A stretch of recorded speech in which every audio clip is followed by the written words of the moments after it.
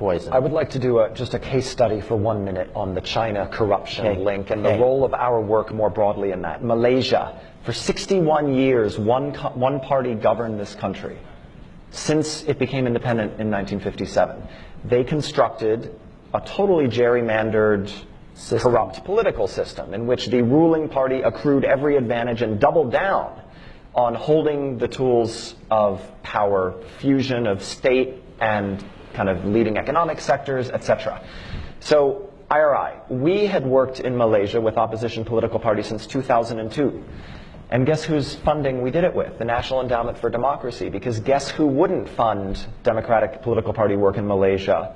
The USAID Agency for International Development and the State Department, because they, I think the reflection was, gosh, this is kind of a one-party system. This is a bad use of our funds. And two, Malaysia is kind of a valuable military partner.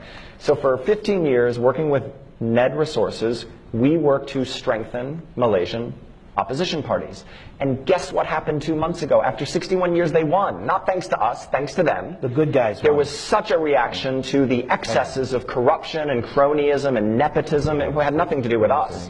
But it was the excesses of the one-party state, the kind of logical culmination of the abuses of power in this quite rich Southeast Asian country.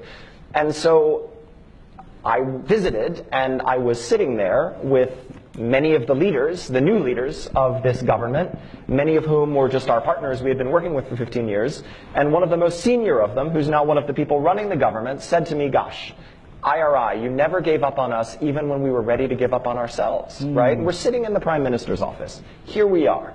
That's a tribute to them, not a tribute to us, but it's an example of playing the long game. And the reason I wanted to bring this up is the link, because guess what the first step, really one of the first steps the new government took?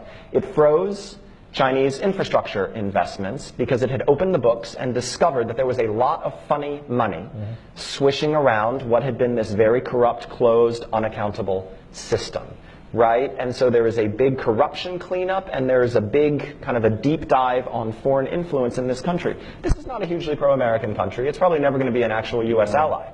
But this is going to redound to our benefit, right? And that's an example of the long game.